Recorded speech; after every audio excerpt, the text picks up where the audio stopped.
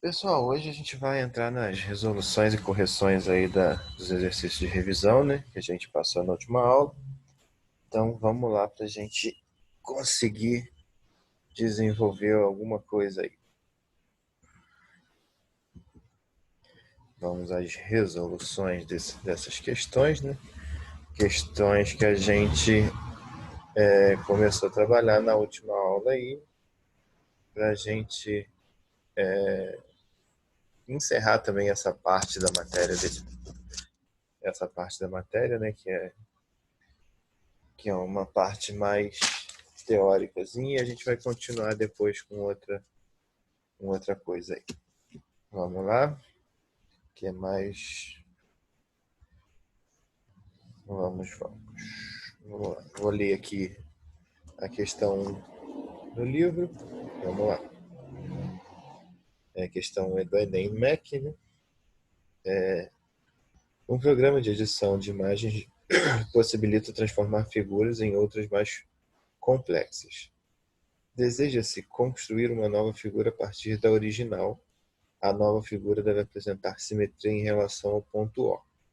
Então, como a gente viu simetria aí no plano cartesiano e simetria de retas em relação a algumas funções, a gente tem que ver a simetria com relação ao ponto O. E essa simetria nos dá como? Nos dá se a gente for traçar aqui, ó, usando esta linha aqui que liga o ponto O a esse vértice, a gente traçando aqui, ó, um plano cartesiano, usando aqui como eixo Y e aqui como eixo X, para a gente ter essa simetria, ela tem que ter a mesma distância, os pontos têm que ter a mesma distância, tanto na figura original, que é essa que a gente está vendo aqui, como na figura projetada, né? No caso, a gente está vendo a projeção em relação à figura, né? Então, a nova figura deve apresentar simetria em relação ao ponto O, ou seja, a distância de todos os pontos devem ter de todos os pontos de uma parte da figura ao ponto O deve ser a mesma dos pontos simétricos de outras figuras em relação ao mesmo ponto O. Então, para a gente apresentar a simetria, a distância desse ponto aqui ao ponto O, ela tem que ser mantida. A distância desse ponto aqui ao ponto O tem que ser mantido, desse aqui ao ponto O tem que ser mantido, tem que ser manter sempre a mesma simetria, né? Que é o que interessa para a gente, porque uma coisa simétrica ela sempre vai ter o mesmo parâmetro, né? Se traçarmos um eixo vertical e um horizontal passando pelo ponto O e, e pelos lados da figura, percebe-se que a original se torna no segundo quadrante. Sendo assim, a figura simétrica deve estar no quarto quadrante. Aí, quando a gente leva em consideração o plano cartesiano com 4 quadrantes lá, que a gente vem ver na circunferência, para essa simetria estar correta, ela tem que estar no quarto quadrante, né? E também respeitando as cores, né? Porque olha só, se eu tenho essa relação aqui acho que é um verde com abóbora, ela também tem que estar um verde com abóbora, né? E se ela tem que estar no quarto quadrante, ó, seria a alternativa letra E, né? Não, minto, letra D. Letra D, ó. Letra D, porque aí ela segue o mesmo, ó, a distância daqui, desse ponto aqui, é letra E mesmo, desculpa, desse ponto aqui, ó, do ponto verde, na interseção do ponto verde aqui, ó. Para O é a mesma distância daqui para O. A mesma distância daqui para O é a mesma distância daqui para O. Então, assim, a gente tem que ver a simetria com relação a essa representação das figuras, mantendo-se a sua fidelidade em relação à dimensão, tá? Basicamente é isso. Então, a alternativa aí correta seria a letra E, porque ela é a que mantém as distâncias relativas dos pontos com relação ao ponto O, né? tanto na figura original, quanto na sua figura de composição, que aí seria como se fosse essa parte aqui a figura original, e essa aqui a parte de figura de composição, onde tem que manter as mesmas distâncias para estar simétrico ao original, né? Vamos para 2. Os diagramas de flecha e a seguir representam funções de A em B em cada caso. Verifique se a função é sobrejetora, injetora ou objetora. E a gente tem que lembrar daqueles conceitozinhos lá. O que é sobrejetora, o que é injetora, o que é bijetora. Né? A bijetora é quando uma função ela é sobrejetora e injetora ao mesmo tempo, né?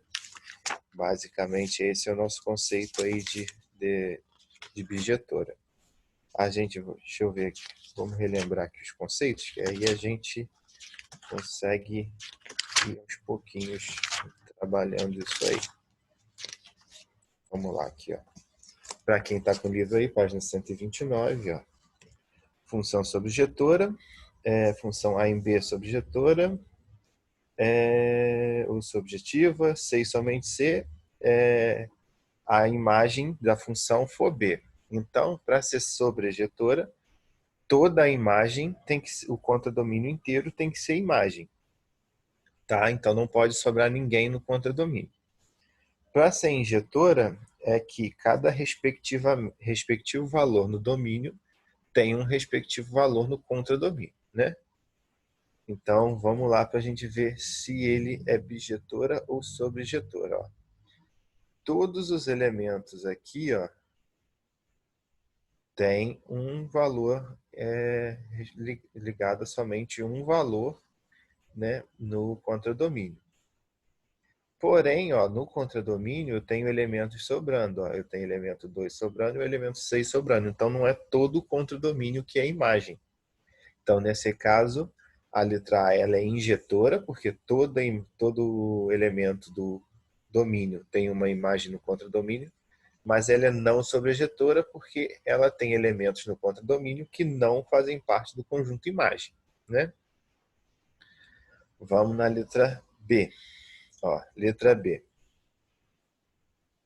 Os elementos todo o elemento do contradomínio, ó, que é o conjunto B, ele é imagem. Porém, então isso já nos dá que ela é sobrejetora. Porém, quando a gente for ver se ela é injetora, a gente não vai conseguir classificar ela como injetora, por quê? Ó? Porque todos os elementos aqui do domínio, eles têm imagem. Porém, tem dois elementos com a mesma imagem, e isso não é da classificação de injetora. Então, a letra B seria só sobrejetora. Letra C. A letra C, olha só, são alguns casos mais curiosos, igual esse da letra C, olha só. Todo elemento do domínio, ele tem uma imagem. Porém, dois elementos do domínio têm a mesma imagem. Isso já descaracteriza essa função de ser injetora. E a gente olhando para o conjunto do contradomínio, ó, se a gente for pegar a imagem, a gente não pega todo o conjunto do contradomínio, a gente pega apenas dois elementos. Fica um elemento separado. Então, nesse caso aqui, ela não é nem sobrejetora e nem injetora, porque ela não atende nenhuma das duas classificações. Tá? Letra D. Ó, todo elemento do domínio tem uma respectiva imagem, então isso caracteriza que ela é injetora. E no contradomínio, todo o contradomínio caracteriza o conjunto imagem. Então, ela também é sobrejetora. Então, a letra D ela é bijetora. Ela tanto tem a característica de ser injetora, como a característica de ser sobrejetora. Vamos para a próxima. 3. Vou ler aqui também, porque aí ficou meio ruim de acompanhar. Porque às vezes a letra fica maior, a gente tem que botar a questão diferente. Vamos lá. Em cada figura a seguir, escolha-se a seguir, responda se há alguma simetria. Em caso afirmativo, a simetria é em relação a qual figura geométrica? Então, vamos lá. Na figura A, o gráfico da função é menos 2π, 2π em R, definida pela função f de x igual a cosseno. Ó. A gente vê aqui o que seria simetria. Seria semelhanças, né, opostas, igual aqui. Ó. Eu tenho essa curva aqui, essa barriguinha aqui descendo, aí tem uma barriguinha subindo, aí tem ela descendo e tem ela subindo. Essas meias, esses quartos de circunferência. Né? Então, nesse caso aqui, a gente tem simetria, né? E a simetria com relação a quê? É com relação ao eixo das ordenadas, né? Ao eixo Y aqui, ó. Porque é o mesmo tamanho que ela na parte mais alta dela, igual aqui, ó, é o mesmo tamanho na parte mais baixa. Então, isso nos representa uma simetria. Na letra B, a gente também tem simetria. A gente tem simetria em relação aos quadrantes ímpares. Ó. Você pode ver que as curvas elas têm o mesmo comportamento nos quadrantes ímpares, ó, tendendo a ficar paralela com o eixo, com os eixos, né? Reta da equação x igual a y, e a simetria com relação ao ponto de origem. Ó. Você pode ver que o ponto de origem, que é o ponto 0, 0, essa da distância daqui até a reta de cima e daqui até a reta de baixo, uma é representação de uma função exponencial, a outra de uma função logarítmica. Elas têm a simetria com relação à origem porque elas têm a mesma distância do ponto zero até seus pontos de curva. Né? Então, essas são as duas simetrias que a gente vê, tanto na letra A com relação à simetria com relação ao eixo das ordenadas, como na B a simetria com relação aos quadrantes ímpares e a simetria com relação ao ponto de origem. Tá? Vamos lá. Número 5. Responda a cada item a seguir. Quantos eixos tem eixos de simetria tem a circunferência? Vamos lá. A circunferência, por ser formada de infinitos pontos, né, na verdade, qualquer eixo que eu faça numa circunferência que transpasse pelo ponto do meio da circunferência, ele vai ser simétrico, porque ele vai ter os dois lados que eles estão dividindo de maneira igual. Então, se eu tenho infinitos pontos e qualquer reta que eu passe por 2 pontos, por 3 pontos, né? Desde que eu cruze o centro da circunferência, eu vou ter infinitos eixos de simetria, né? Porque qualquer reta que passe pelo centro do eixo é simétrico. Se passou pelo centro, eu estou tendo a simetria, então, indiferente se passa na horizontal, na vertical, na diagonal, em 10 graus, em 5, em 20, entendeu? Vai ser indiferente. Vamos lá, letra B. Quantos eixos de simetria tem o triângulo retângulo? O triângulo retângulo, olha só, a gente pode ver aqui, ó, a gente tem 3 eixos de simetria nele, ó. O eixo que corta aqui, ó. Como o triângulo retângulo, ele tem triângulo retângulo, não, triângulo equilátero, né? Equilátero tem os lados iguais.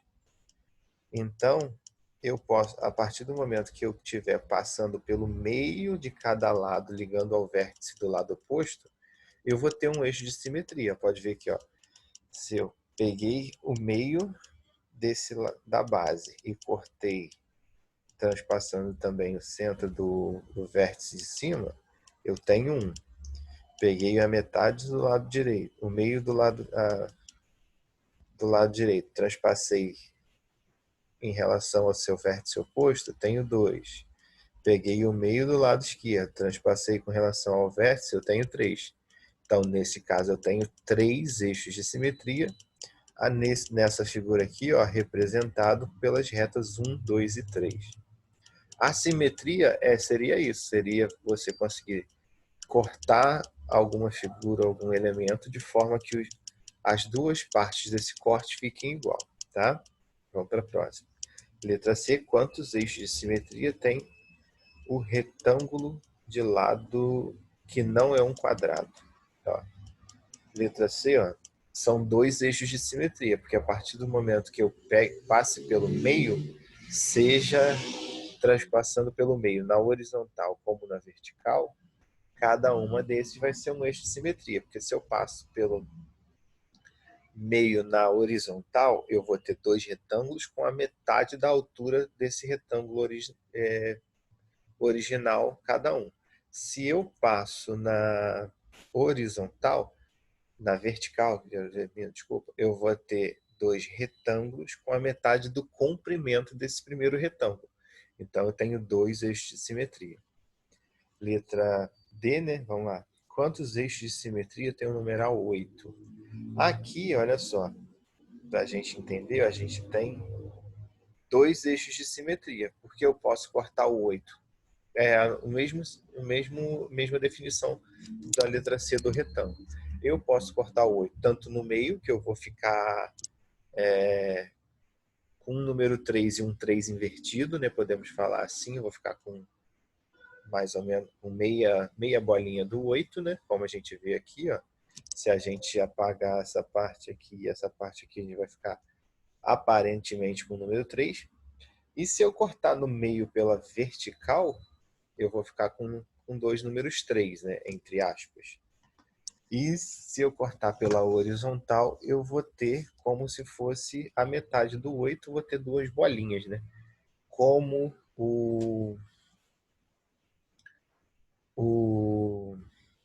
8, a gente supõe-se que a parte de cima do 8 é o mesmo tamanho da parte de baixo, que é o certo, a gente vai ter a parte de cima igual a de baixo, então também posso cortar na horizontal. Aqui, ó, quantos eixos de simetria tem o número 7? O número de 7 não tem nenhum eixo de simetria, porque não há nenhum jeito que eu consiga cortar o número 7 que eu fique com as duas partes semelhantes. Ó, se eu cortar na vertical, tem um número 7 pequenininho aqui. Ó. Se eu cortar na vertical, eu vou ficar com uma pontinha da base, uma pontinha do 7 de cima e o resto todo no outro setor. Se eu cortar na horizontal, eu vou ficar com a metade da parte de cima do 7 e com a metade de baixo da parte de baixo do 7. Só que são partes distintas, não tem semelhanças entre elas. Então, no número 7, a gente não tem nenhum eixo de simetria. E a letra F, né? Quantos eixos de simetria tem a letra A? A letra A, a gente só tem um eixo de simetria, porque eu não consigo cortar a letra A na horizontal. Se eu cortar A na horizontal, vamos supor que eu corte aqui, ó, eu não vou ficar com partes semelhantes, eu vou ficar com partes muito distintas. E se eu cortar na vertical, igual está aqui, ó, em pezinho, aí sim eu fico com partes semelhantes. Geralmente, os eixos de simetria mais comuns são ou na vertical ou na horizontal, tá? Então, sempre quando está perguntando de eixo de simetria, começa a ver primeiro vertical e horizontal. São os eixos mais comuns. Quando você vê que na horizontal não deu, porque você vai ficar com a parte de cima diferente da parte de baixo, você parte para o vertical, porque às vezes vertical muito fácil, muito provavelmente dá, que vão igual as criaturas em geral. As criaturas em geral têm lados espelhados. A minha face do lado direito ela é semelhante à face do lado esquerdo. Então, se eu cortar, eu posso cortar tanto na vertical como na horizontal. Correto? Então, só que se eu pego um corpo inteiro na face, eu consigo cortar dos dois jeitos, mas o corpo inteiro do ser humano eu só consigo cortar na vertical. Porque se eu cortar na horizontal, vamos supor que seja na cintura, eu vou ficar com a parte de cima bem diferente da de baixo. Que isso é a simetria, né? Vamos lá, número 6. Se f de x é igual a mx mais n e f de x é igual a 4x mais 9, a soma dos possíveis valores de n é... Aqui, a gente vai trabalhar um pouco com função composta, né? Aí a gente tem um passo a passo. Ó. Primeiro eu vou definir as duas funções. Vamos relembrar a função composta. Função composta, você vai ter uma função e que em vez de você ter um valor lá que você vai colocar no x, você vai colocar essa outra função que está sendo composta, né? Aqui, olha só, a função original é f de x, mx mais n. E a função composta de f em f é 4x mais n. Então, o primeiro passo para isso aí, a gente vai definir m, ó, função composta de f em f, né? M, aí ó, no lugar do x aqui da função original, eu vou colocar a função m, a função f de x, né? Porque nesse caso aqui é uma função dentro da outra função, né? Ó, a função composta de f em f, então f m de x mais n é igual aqui. Aqui eu já tenho que o resultado dessa composição é 4x mais 9. Então eu mantenho esse resultado aqui. Aqui eu vou fazer a distributiva. Vou fazer, aqui são letras, mas eu vou fazer a distributiva como se eu estivesse fazendo um cálculo normal com algarismos, né? As relações são as mesmas. Então vamos lá. Ó. M vezes m, m vezes mx, m ao quadrado x. M vezes n mais mn. Esse n não está multiplicando ninguém, eu só vou repetir. É igual a 4x mais 9, né? Então aqui, ó, como a gente viu, a gente vai começar a fazer aquelas relações de igualdade de coeficiente. Se eu tenho esse coeficiente aqui com x, eu tenho que esse coeficiente aqui vai ser igual a esse aqui, ó. Então, ó, m ao quadrado vai ser 4, né? Então, m ao quadrado é igual a 4, m vai ser igual a mais ou menos 2, porque aqui, quando ele está em raiz, ele está em expoente, para mim tirar o expoente, eu vou fazer uma raiz. Então, a raiz quadrada de 4 vai ser mais ou menos 2, né? E o restante aqui, ó, m vezes n mais n é igual a 9. Ponto, né? A gente só está fazendo a parte de igualdade de coeficiente. Vamos para o próximo passo. Agora, pegando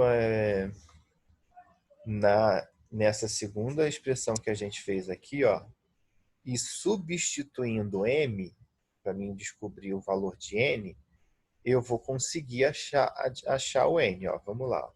Substituindo m, ó, para m igual a menos 2, ó, menos 2n, menos n. No caso, menos 2n mais n, eu vou ter menos n, né? Vou ficar com menos n igual a 9, multiplicando por menos 1, n igual a menos 9. Para m igual a 2, né? Porque se eu tenho que a raiz quadrada de 4 é mais ou menos 2, eu tenho que fazer as duas possibilidades, né? 2mn, 2n mais n, então vou ficar com 3n igual a 9, n igual a 3, né? Ó, o terceiro passo agora é a soma dos possíveis valores de n, que é menos 9 e 3, né? Então, ó, menos 9 mais 3 igual a 6.